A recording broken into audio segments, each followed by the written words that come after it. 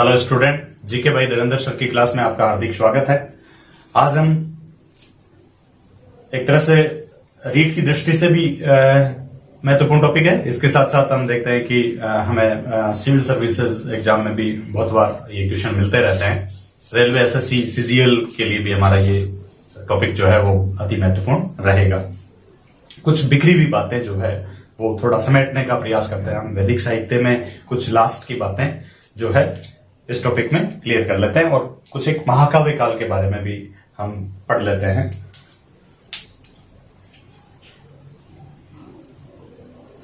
वेदों की जब बात की थी, वैदिक साहित्य की, तो एक क्वेश्चन अति महत्वपूर्ण था कि सबसे पहले जो है वो वेद रचे जाते हैं और वेदों का सरल रूप जो है वो ब्राह्मण ग्रंथों में था। उसके बाद आरण्यक रचे गए और तत्पश्चात उपनिषद।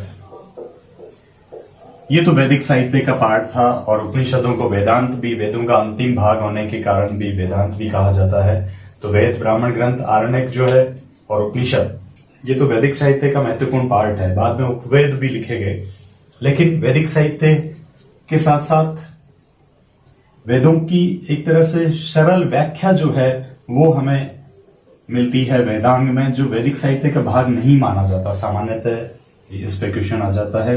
इसके साथ साथ कुछ बात, सरलतम बात पुराणों की भी हम करेंगे। इसके अलावा महाकाव्य जो है, मुख्य रूप से दो महाकाव्यों की बात कर लेते हैं, रामायण और महाभारत की।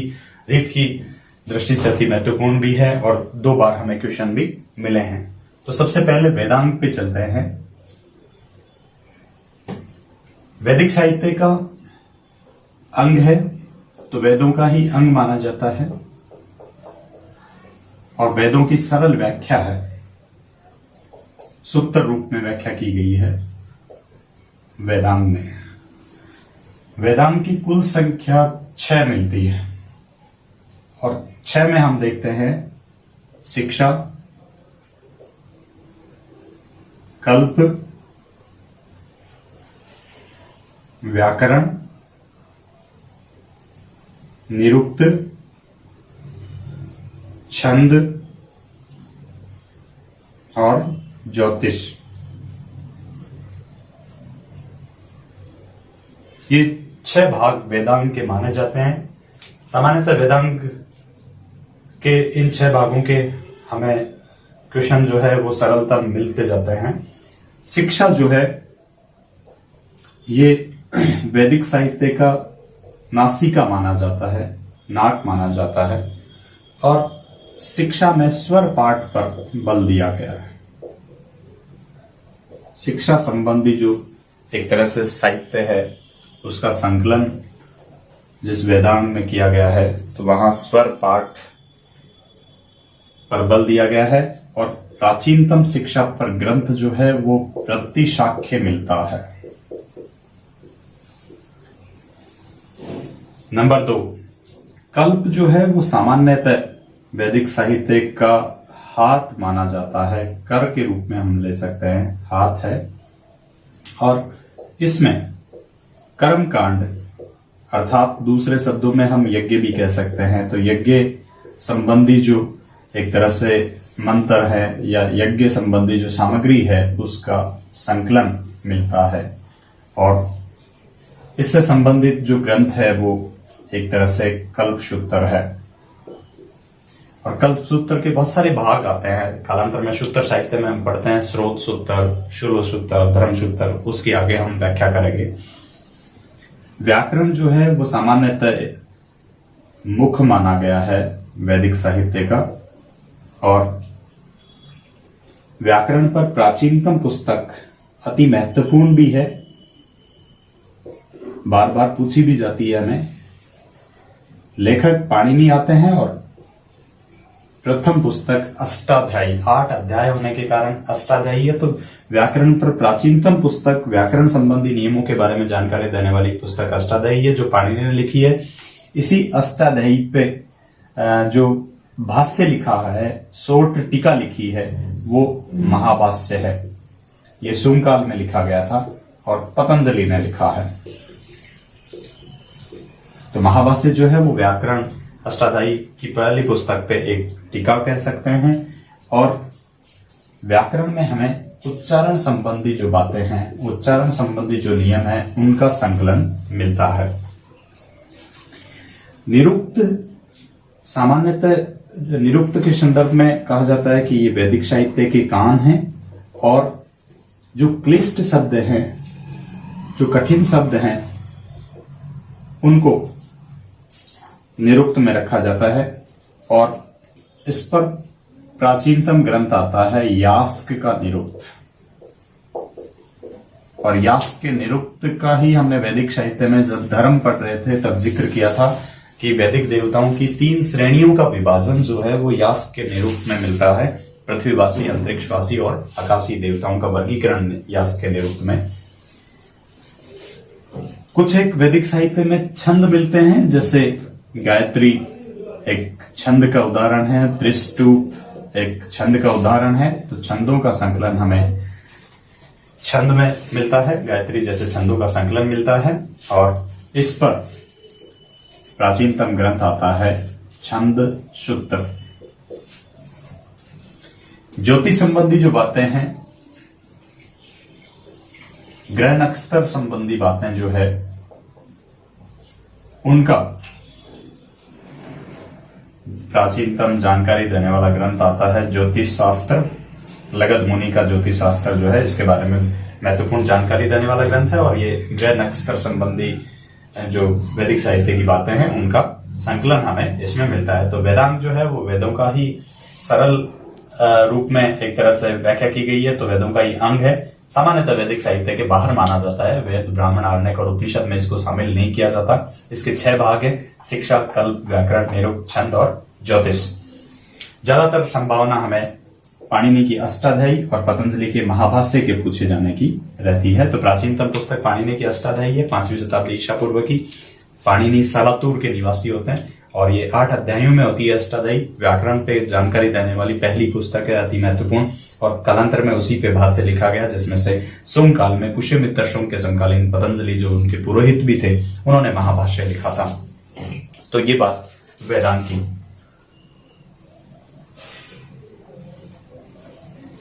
अगली एक सिंपल सी बात कर लेते हैं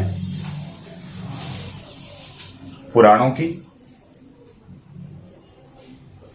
पुराणों पे चलते हैं। तो पुराणों का शाब्दिक अर्थ जो है वो एक तरह से प्राचीन आख्यान के संदर्भ में आता है। प्राचीन कथानक जो है उनको पुराणों में रखा गया है। पुराणों के संकलनकर्ता माने जाते हैं महर्षि लोमहर्ष, और उनके पुत्र उग्र शर्वा जो है वो पुराणों के संकलनकर्ता माने जाते हैं। पुराणों का ऐतिहासिक महत्व जो है बताने वाला विद्वान आता है पारजिटर। कुल पुराणों की संख्या जो है वो आती है 18। कुल पुराण 18 है। संकलनकर्ता लोमहर्ष, उग्र शर्वा माने जाते हैं। और 18 पुराणों में हम देखते हैं कि विष्णु के पहले एक तरह से अवतार, महत्वपूर्ण अवतारों में से एक मत्स्य अवतार की जानकारी हमें मत्स्य पुराण में मिलती है। तो विष्णु के मत्स्य अवतार की जानकारी है इसमें, मत्स्य पुराण में। इसके साथ साथ मत्स्य पुराण जो है हमें खासकर दक्षिण भारत का एक राजवंश आता है, सातवाहन राजवंश। तो सातवाहन राजवंश के बारे में जानकारी देने वाला एक महत्वपूर्ण पुराण भी है मत्स्य पुराण। एक पुराण आता है विष्णु पुराण, और इसमें विष्णु के विभिन्न अवतारों की चर्चा है। तो विष्णु के कुल 10 अवतार हैं, तो 10 अवतारों के बारे में हमें जिक्र विष्णु पुराण देता है।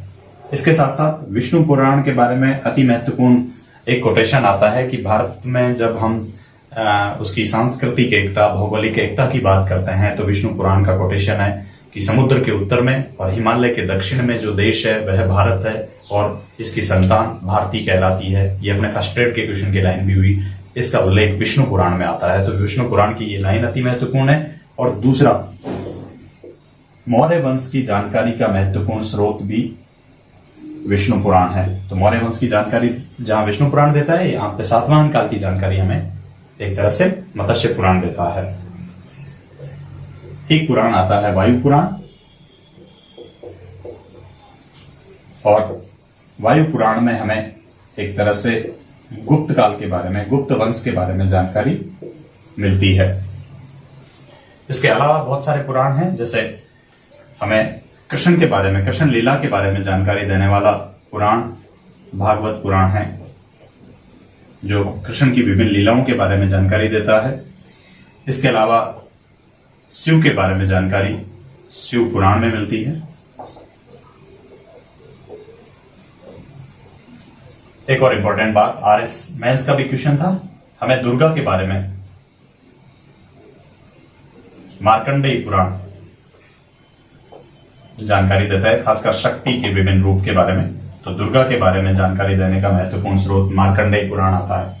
इसके अलावा बहुत सारे पुराणों के बारे में हम बात कर सकते हैं। मुख्य मुख्य पुराणों का मैंने जिक्र किया है। मत्स्य पुराण सातवाहन काल के बारे में, विष्णु पुराण मौर्य काल के बारे में, वायु पुराण गुप्त काल के बारे में, विष्णु पुराण में विष्णु के विभिन्न अवतारों की भी जानकारी मिलती है। मत्स्य पुराण प्राचीनतम माना जाता है, तो विष्णु के मत्स्य अवतार की कहानी है। भागवत पुराण में कृष्ण की विभिन्न लीलाओं का विवरण है। शिव पुराण में शिव के बारे में जानकारी मिलती है। मार्कंडेय पुराण जो है वो क्वेश्चन RS मेंस का हुआ, तो दुर्गा के बारे में जानकारी देने वाला, शक्ति के रूप में जानकारी देने वाला महत्वपूर्ण एक ग्रंथ मान सकते हैं। आगे बढ़ते हैं और पुराणों के बारे में हमें विवरण मिलता है कि इसके 5 भाग हैं। पुराणों का एक भाग आता है सर्ग, इसका मतलब हुआ सृष्टि। तो सृष्टि का जब सृजन होता है, सृष्टि के सर्जन के बारे में जानकारी देने वाला पहला भाग सर्ग है। दूसरा जो भाग आता है प्रतिसर्ग है। तो प्रतिसर्ग में प्रलय के बाद पुनः सृष्टि का जब सर्जन होता है, एक तरह से आदि मानव मनु को माना जाता है, सभी का पिता माना जाता है मनु को। तो प्रलय के बाद की घटनाएं हमें कामायनी में मिलती है, जैसे कर प्रसाद के। तो प्रतिसर्ग हुआ प्रलय के बाद पुनः सृजन, पुनः सृष्टि का जो विवरण है वो हमें प्रतिसर्ग में मिलता है, जो दूसरा भाग है। नंबर 3, तीसरा भाग जो है वो वंश, विभिन्न ऋषियों की, देवताओं की वंशावली है।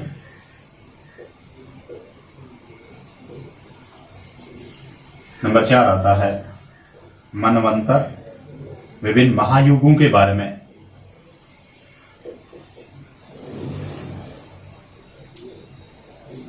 और 5वां भाग वंशानुचरित। इतिहास के विद्यार्थी के लिए सबसे महत्वपूर्ण एक तरह से पुराणों का एक भाग माना जाता है वंशानुचरित, जिसमें विभिन्न राजाओं की वंशावली हमें मिलती है। तो राजाओं की वंशावली के बारे में इसमें जिक्र मिला है। दोबारा से देखते हैं, पुराणों के 5 भाग हैं। पहला भाग सर्ग, सृष्टि के सृजन की बात है। प्रतिसर्ग प्रलय के बाद पुनः सृष्टि की बात। वंश, विभिन्न देवताओं और ऋषियों की वंशावली के बारे में। मनवंतर, महायुगों या युगों के रूप में जो विभाजन किया गया, जैसे सतयुग, त्रेता युग, द्वापर युग, कलयुग, इस प्रकार के युगों के बारे में जानकारी मिलती है। वंशानुचरित में विभिन्न राजाओं की वंशावली के बारे में जानकारी मिलती है। तो ये सिंपल सी बात पुराणों के रूप में हुई। पुराणों के बाद हम बात करते हैं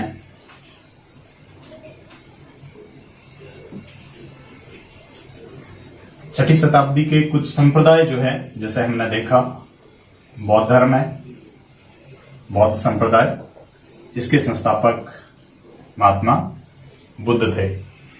इसी समय हमने ये भी कहा कि गंगा घाटी में बहुत सारे संप्रदाय होते हैं। बुद्ध और जैन जो संप्रदाय हैं वो ज्यादा लोकप्रिय हुए थे। तो जैन धर्म के एक तरह से संस्थापक जो है वो पहले तीर्थंकर माने जाते हैं ऋषभदेव, और वास्तविक संस्थापक जो है वो महावीर स्वामी को माना जाता है। वास्तव में लोकप्रियता महावीर स्वामी दिलाते हैं। तीसरा RS प्री का भी क्वेश्चन हुआ और इंपॉर्टेंट भी है। एक धर्म या संप्रदाय जिसको कहें आजीवक संप्रदाय है, और इसके संस्थापक मक्खली पुत्र गोशाल आते हैं। मखलीपुत्र गोशाल की गतिविधियों का केंद्र जो है वो श्रावस्ती था। और आजीवक संप्रदाय जो है वो नियतिवादी या भाग्यवादी संप्रदाय माना जाता है, अर्थात भाग्य को ही सब कुछ मानते हैं, ये कर्म में विश्वास नहीं करते हैं।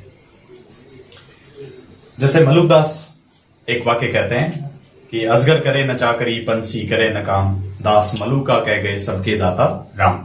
या फिर बहुत सारे जो भाग्यवादी लोग हैं, नियतिवादी जो लोग हैं, वो कर्म को दरकिनार करते हुए ही कहते हैं कि ऊपर वालों जो चौंस दिए तो चुगो जरूर देवो, तो बैठा बैठा नहीं बन, एक तरह से नौकरी मिल जाए, कोई लेटर घर आ जाए, यहाँ के लिए प्रवृत्ति वाला लोग भी खूब सारा है, तो वो आजीवक में हम समानता कर सकते हैं। एक संप्रदाय जो है वो गंगा घाटी में एक तरह से नित्यवादी संप्रदाय था, सब कुछ नित्य है, शाश्वत है, इस प्रकार की विचारधारा वाला, और इसके संस्थापक माने जाते हैं पक्कुद कच्चायन।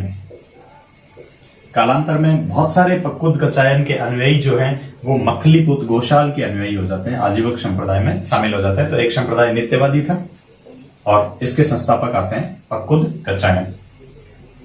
एक संप्रदाय जो है वो उच्छेदवादी आता है, जिसको हम भौतिकवादी भी कह देते हैं, अर्थात भौतिक पदार्थ की सत्ता मानने वाला, जड़ पदार्थ की सत्ता मानने वाला जो सिद्धांत है, खासकर पारलौकिक तत्व में विश्वास कम करने वाला। भौतिकवादी दर्शन जो है वो उसको चार्वाक को भी कह देते हैं। तो उच्छेदवादी जो दर्शन है उसके प्रवर्तक माने जाते हैं अजीत केश कमलिन। इसके प्रवर्तक अजीत केश कमलिन हैं और एक तरह से भौतिक पदार्थों की सत्ता मानते हैं, कर्म को ज्यादा तवज्जो नहीं देते हैं। इसके आगे हम बात करते हैं, एक संप्रदाय जो है वो संदेहवादी आता है, या इसको हम संशयवादी भी कह देते हैं। जैसे आजकल कोरोना काल में हर किसी पे ही संशय हो रहा है एक तरह से, तो संशयवादी जो है हर वस्तु पे, सत्ता पे संशय मानने वाला, और संशयवादी जो है इनके प्रवर्तकों में से एक संजय वेलठीपुत आते हैं, इसके प्रवर्तक। एक हमने महावीर के बारे में बात की थी कि बौद्ध साहित्य में महावीर को निगंठ नाथ पुत कहा गया है। तो ये कुछ एक संप्रदायों के बारे में हमने जिक्र किया। सुमेलित करना बार बार हमें या तो इनमें से मिल जाता है, और अगर व्यक्तिगत भी मिलता है तो आजीवक का और बौद्ध और जैन का तो पूछा ही जाता है। सुमेलित करना जब भी मिलेगा तो हम कर सकते हैं। इसके अलावा षड दर्शन की भी हमने चर्चा की थी। सांख्य के प्रवर्तक कपिल मुनि थे, योग के पतंजलि थे, तो इस तरह से जो वेद आधारित जो षड दर्शन थे उसका भी हमने जिक्र किया था पहले, जो अपना एक वीडियो था बौद्ध धर्म से संबंधित, उस दौरान। आगे बढ़ते हैं और एक बात कर लेते हैं महाकाव्यों की। वैसे तो अंतिम रूप से महाकाव्यों का संकलन जो है, स्मृतियों का संकलन, सूत्र साहित्य का संकलन पूर्व मध्य काल लगभग गुप्त काल तक आते आते होता है, फिर भी हम बात कर लेते हैं। महाकाव्य जो है एक तरह से हम कहते हैं कि तीनों प्रकार के जो गुण हैं और 9 प्रकार के जो रस है उन सभी का विवरण होता है। एक तरह से किसी व्यक्ति या वंश के बारे में कंप्लीट घटनाओं का विवरण, सुख दुख राग द्वेष सभी घटनाओं का विवरण जो है वो हमें महाकाव्य में मिलता है। तो एक तरह से 9 रसों, 3 गुणों, सत रज तम, इन सब की जानकारी देने वाला, सभी प्रकार के कालखंडों की जानकारी देने वाला है। इसमें हमें युद्ध की भी जानकारी मिलती है, इसमें एक तरह से वात्सल्यता की भी जानकारी मिलती है, इसमें बाल लीलाओं के बारे में भी जिक्र रहता है, इसमें एक तरह से बहुत सारे एक तरह से क्रोध जैसे जो तत्व है उनका भी समावेश रहता है, और भी बहुत सारी उपलब्धियां रहती है। तो 2 प्रकार के जो महाकाव्य हैं वो मुख्य रूप से हम बात करेंगे, जिक्र करेंगे। पहला जो महाकाव्य है रामायण आता है,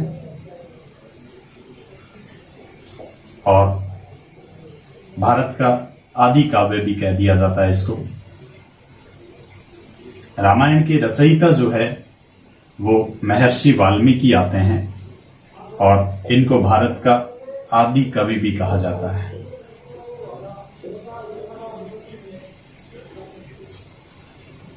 रामायण के बारे में कहा जाता है कि पहले इसमें एक तरह से 6000 श्लोक थे, तत्पश्चात श्लोकों की संख्या 12,000 हुई और अंत में इसके श्लोकों की संख्या जो है वो 24,000 होती है। 24,000 श्लोक होने के कारण रामायण को चतुर्विंशति सहस्त्री संहिता भी कह दिया जाता है। ये भी रामायण का एक अन्य नाम है। संहिता का मतलब संकलन एक स्थान पर, सहस्त्र का मतलब 1000 हो गया, विंश का मतलब 20 हो गया, चतुर का मतलब 4, अर्थात 24,000 जो श्लोक है वो रामायण में संकलित हैं। वाल्मीकि जो है इसके संकलनकर्ता माने जाते हैं। भारत का आदि काव्य भी है। और दूसरा, रामायण जो है इसके संदर्भ में हमें रीट में एक क्वेश्चन मिला था। तो महाभारत जो है हालांकि बड़ा है लेकिन महाभारत बाद का लिखा गया है, तो महाभारत से प्राचीन कौन सा ग्रंथ? रामायण महाभारत से पुराना माना जाता है। रामायण में भरत के जो वंशज हैं, एक तरह से इक्ष्वाकु के जो वंशज हैं उनके बारे में हमें जानकारी मिलती है। खासकर श्री राम की विभिन्न लीलाओं के बारे में जानकारी मिलती है।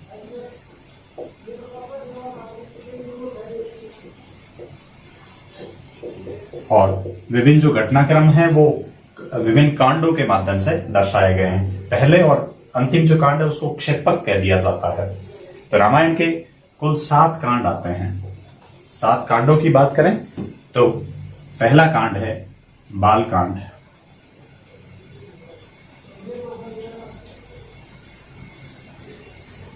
बाल कांड में श्री राम की बाल लीलाओं का विवरण है। अगला जो कांड है अयोध्या कांड। अगला कांड है अरण्य कांड, एक तरह से वन गमन जब होता है, वनवास जब मिलता है। अगला एक कांड आता है सुग्रीव से जब मिलन होता है, किष्किंधा। अगला एक कांड आता है सुंदर कांड, बजरंग बली वाला।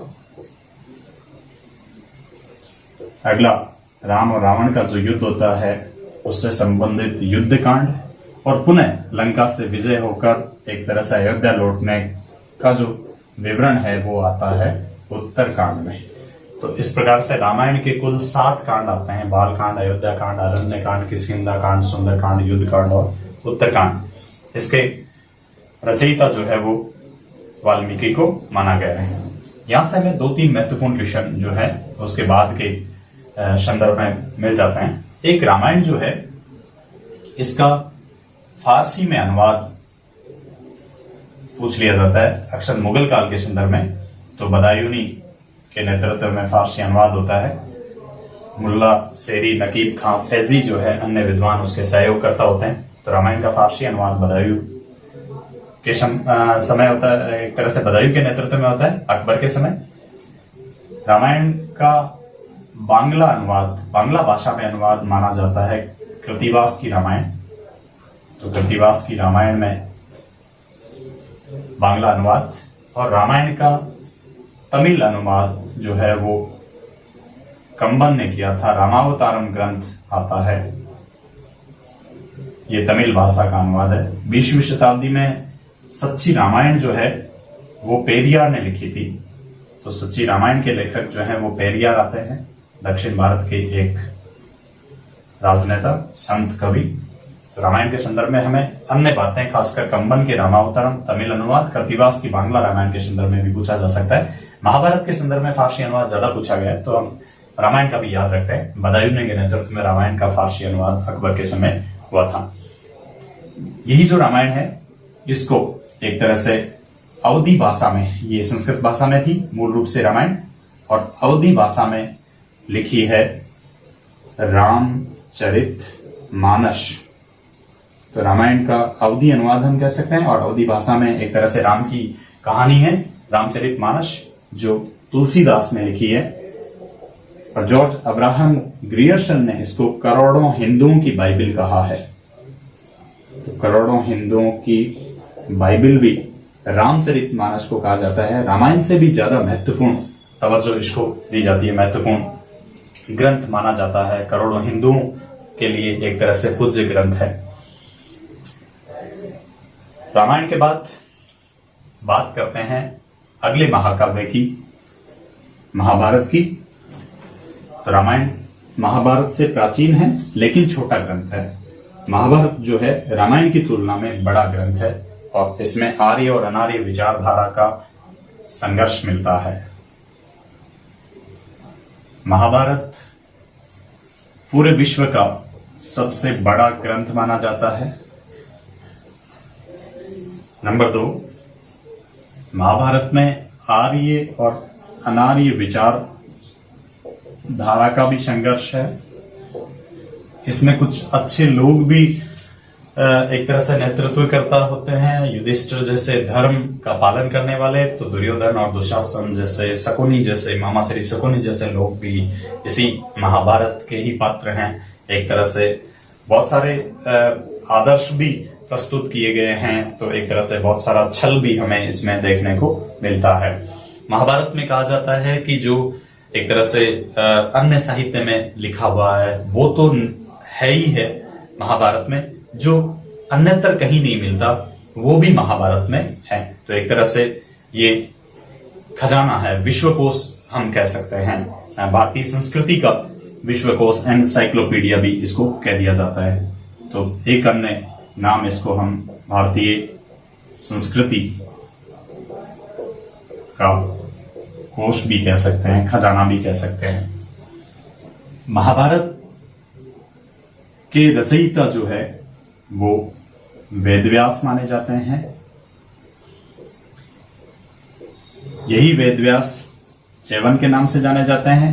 यही वेदव्यास जो है वो कृष्ण द्वीपायन द्वीप में पैदा होने के कारण, और यही वेदव्यास जो है वो ब्रह्मसूत्र के लेखक हैं, इनको बादरायण भी कहा जाता है। तो वेदव्यास के बहुत सारे नाम है, व्यास भी कहा जाता है, व्यास गोत्र भी इनका माना जाता है, कृष्ण द्वीपायन व्यास भी इनको कह दिया जाता है। ब्रह्मसूत्र बादरायण ने लिखा है तो बादरायण भी व्यास को ही कहा जाता है। ब्रह्मसूत्र पे कालांतर में हम देखते हैं भक्ति आंदोलन के समय अलग अलग विचारधारा होती है, शंकर रामानुज की, वो डिपेंड होती है उसमें। रचयिता वेदव्यास है। महाभारत में जब 8,800 श्लोक थे, सामान्यतः 8800 श्लोक माने जाते हैं, तब इसका नाम जय संहिता था।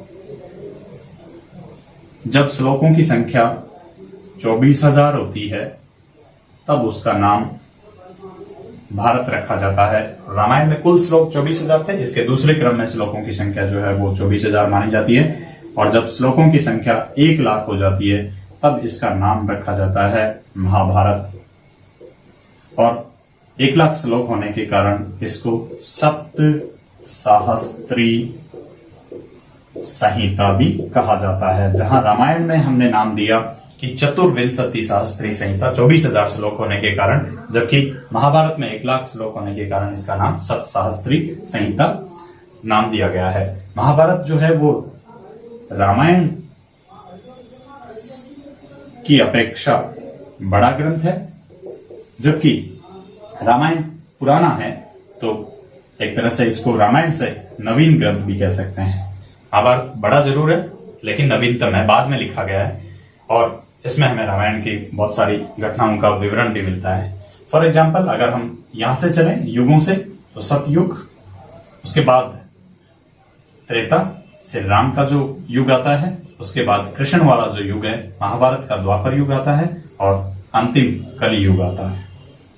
तो युगों के आधार पर भी एक तरह से रामायण त्रेता काल की मानी जाती है, द्वापर काल में महाभारत थोड़े से बाद में रची गई मानी गई। महाभारत का अंतिम रूप से जो संकलन है वो गुप्त काल में होता है। रामायण का भी अंतिम रूप से संकलन, कुछ एक श्लोकों का संकलन जो है वो गुप्त काल में माना जाता है।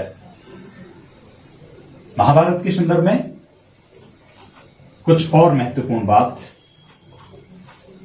रीट के बारे में हमें एक तो ग्रंथ छोटे बड़े के संदर्भ में पूछा गया था, एक भगवत गीता के संदर्भ में पूछा गया था। तो महाभारत में कुल 18 पर्व आते हैं, और पहला पर्व जो है वो एक तरह से आदि पर्व है, अंतिम पर्व जो है वो स्वर्गारोहण पर्व है। अंतिम पर्व 18वें पर्व का नाम स्वर्गारोहण पर्व है, पहला पर्व जो है वो आदि पर्व माना जाता है। महाभारत के छठे पर्व का नाम भीष्म के नाम से है, तो भीष्म पर्व, और इस भीष्म पर्व में लगभग 23वें से लेकर 40वें श्लोक तक युद्ध भूमि में कृष्ण द्वारा अर्जुन को दिया गया कर्म संबंधी जो उपदेश है उसका संकलन मिलता है। तो ये अपना रीड का क्वेश्चन हुआ। महाभारत के छठे भीष्म पर्व का भाग है भगवत गीता, और भगवत गीता जो है वो श्री कृष्ण द्वारा उपदेश दिया गया है, उस उपदेश का संकलन है। एक तरह से अर्जुन को दिया गया उपदेश युद्ध भूमि में। एक तरह से अर्जुन जब अपने बंधु बांधवों पर हथियार नहीं उठाने की बात करते हैं तब कृष्ण उनको कर्म करने का उपदेश देते हैं, और एक तरह से क्षत्रिय धर्म के पालन करने की बात बताई जाती है। महाभारत के ही एक तरह से अंग के रूप में जो गीता है उसमें हमें 3 प्रकार के योग, ज्ञान योग, कर्म योग और भक्ति योग का समन्वय मिलता है, और सर्वश्रेष्ठ जो है वो एक तरह से कर्म योग बताया गया है। इसी के आधार पे कालांतर में हम देखते हैं कि स्वामी विवेकानंद ने भी कुछ पुस्तकें लिखी थी, जैसे राजयोग, ज्ञान योग, ऐसी पुस्तकें वो गीता पर आधारित। गीता रहस्य जो है वो बाल गंगाधर तिलक ने लिखा था। गीता माता ग्रंथ जो है वो एक तरह से महात्मा गांधी ने लिखा। तो भगवत गीता पर ही आधारित कर्म, ज्ञान और भक्ति का उपदेश देने वाला 2 प्रकार के कर्म गीता में माने गए हैं। एक प्रकार का कर्म जो फल की इच्छा से सहित होकर किया जाता है, फल को ध्यान में रख के जो कर्म किया जाता है वो सकाम कर्म है, जबकि भगवत गीता जो है वो निष्काम कर्म की बात करती है। तो निष्काम कर्म में फलाकांक्षा से रहित होकर, फल की इच्छा से रहित होकर जो कर्म किया जाता है उसकी बात की जाती है, और फलाकांक्षा से रहित होकर कर्म करने का ही महाभारत के एक अंग के रूप में भगवत गीता ने उपदेश दिया है। भगवत गीता के अनुसार जो फलाकांक्षा से रहित होकर और एक तरह से राग द्वेष और सुख दुख में जो चित्त को स्थिर रखता है उस व्यक्ति के लिए स्थित प्रज्ञ शब्द यूज किया गया है। तो स्थित प्रज्ञ का मतलब ये हुआ कि वह व्यक्ति जो सुख दुख, राग द्वेष इत्यादि में समभाव रखता है, प्रशंसा करने पर फूल के पत्ते नहीं हो जाता और एक तरह से आलोचना करने पर गला नहीं पकड़ता। समभाव, समदृष्टि जो रखने वाला व्यक्ति है वो स्थित प्रज्ञ है भगवत गीता के अनुसार। आगे बढ़ते हैं। महाभारत जो है इसके बारे में हमें मुगल काल में फिर से जिक्र करेंगे, और लेकिन इंपॉर्टेंट है आप रीट के विद्यार्थी जो है वो ध्यान दें। महाभारत का फारसी अनुवाद जो है वो रज़्मनामा के नाम से जाना जाता है। बार बार ये क्वेश्चन पूछा जाता है, इसको याद रखें। और ये भी बदायूनी के नेतृत्व में फारसी अनुवाद हुआ था। उसमें फैजी का निर्देशन था, मुल्ला शेरी और नकीब खां अन्य विद्वान थे जो सहयोगी थे। तो मुख्य रूप से बदायूनी ने फारसी अनुवाद किया था रज़्मनामा के नाम से। और मुगल काल में हम पढ़ेंगे कि एक चित्रों की पुस्तक, महाभारत के चित्रों की पुस्तक जो है उसका नाम भी रज़्मनामा आता है। ये 2 महाकाव्यों के बारे में बात होगी। हमारे चैनल को ज्यादा से ज्यादा सब्सक्राइब करें और वीडियो को लाइक और शेयर करना नहीं भूलें। ये बीच के कुछ एक महत्वपूर्ण जो बातें हैं, कुछ एक महत्वपूर्ण जो कंटेंट है वो हमने यहाँ पे जिक्र किया है, जो एक तरह से हर प्रकार के एग्जाम के लिए अति महत्वपूर्ण रहेंगे। बहुत बहुत शुक्रिया।